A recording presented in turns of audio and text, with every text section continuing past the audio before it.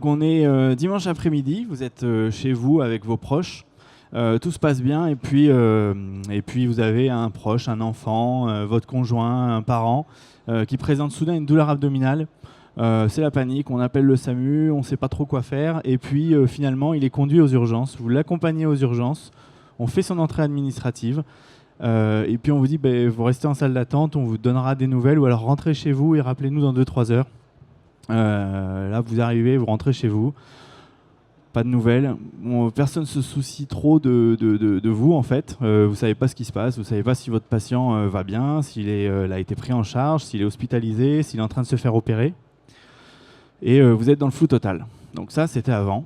Je m'appelle Firas Aoukassem, je suis médecin urgentiste et j'ai cofondé Follow Me avec un autre urgentiste pour justement se soucier de vous à ce moment-là et de votre expérience dont personne ne se souciait jusqu'à aujourd'hui.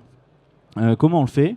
Ce qu'on propose, c'est lors de votre arrivée aux urgences, vous allez recevoir un SMS, vous êtes avec votre proche, vous recevez un SMS, vous rentrez chez vous et vous cliquez sur le SMS directement, vous allez avoir un lien qui va vous conduire vers une appli sans téléchargement qui va vous donner en temps réel, tout au long de la prise en charge de votre proche, les informations sur ce qui lui arrive. Quelles sont les étapes qu'il est en train de passer, combien de temps avant la prochaine étape et qu'est-ce qui se passe avec des informations pédagogiques sur ce qui se passe en ce moment pour votre proche aux urgences. Ce lien peut être partagé à tous les proches et l'intérêt c'est que c'est actualisé de façon totalement autonome sans que les soignants n'aient à exécuter d'actions supplémentaires que celles qu'ils font déjà pour prendre en charge votre proche. Comment ça se présente ? Vous avez une appli donc, qui vous indique ici que, vous êtes, que votre proche est admis aux urgences, qu'il a vu l'infirmier d'accueil et d'orientation et il a vu aussi un médecin urgentiste et le médecin urgentiste vraisemblablement lui a prescrit une prise de sang. Donc si vous cliquez dessus, vous allez avoir accès au parcours de la prise de sang et vous allez comprendre ce qui se passe derrière prescrire une prise de sang.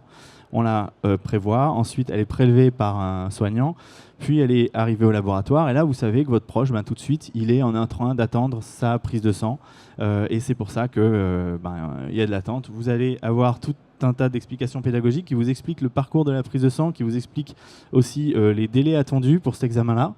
Et ça jusqu'à la fin du parcours aux urgences qui peut se finir en hospitalisation ou en transfert ou en sortie à domicile. Alors quand on a lancé ça, on nous a dit que c'était un doux rêve, il y a tellement d'applications dans les hôpitaux, il y a tellement de modes de fonctionnement aux urgences qui sont différents que c'est mignon mais c'est pas trop réalisable. Alors je vous donne la bonne nouvelle, c'est un rêve qui a été réalisé puisque on a déployé cette application dans plusieurs établissements, que ce soit des CHU, des établissements privés. Avec des résultats très probants puisque le besoin se faisant sentir en moins d'un an, on a plus de la moitié des patients des urgences qui ont utilisé l'appli, eux ou leurs proches, plus de 35 000 utilisateurs à ce jour, avec des notes globales d'expérience aux urgences qui sont entre 4,5 et 5 sur 5 pour des services d'urgence. Je ne sais pas si vous en connaissez beaucoup des services d'urgence qui ont cette note-là de la part des patients.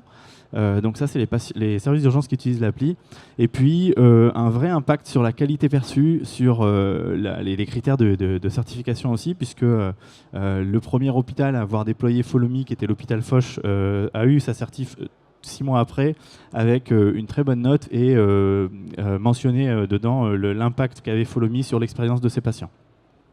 Donc on a réussi à faire ça sur différents types de logiciels. Aujourd'hui, on a acquis une expertise unique du parcours spécifique urgence, mais aussi parcours réel, mais parcours logiciel, avec un déploiement sur des services d'urgence qui utilisent à la fois des solutions comme Easily ou qui utilisent des solutions comme Orbis de Dédalus ou des solutions comme Numi avec lesquelles on s'interopérabilise facilement également. Merci Abou.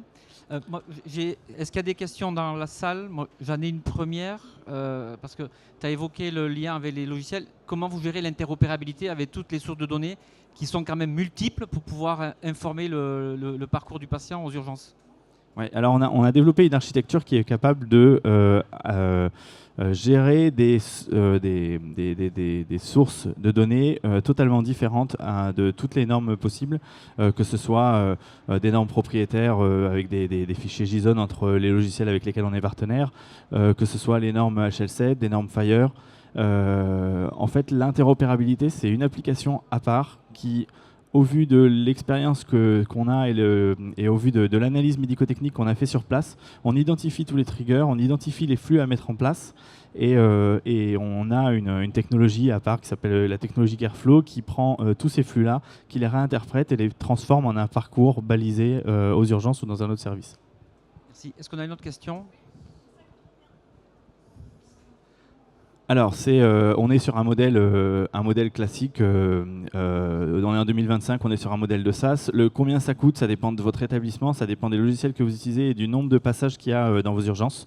C'est vraiment du sur-mesure, donc je pourrais vous répondre quand vous me donnerez plus de détails. On pourra aller plus loin dans le prix. Alors, on est sur quelques dizaines de milliers d'euros. Mais ça dépendra. Je propose que l'acte de vente, tu as eu le terminé peut-être après, Oui, on va passer à faire la ça. suite. Merci en tout cas, je pense qu'on peut l'applaudir. Merci.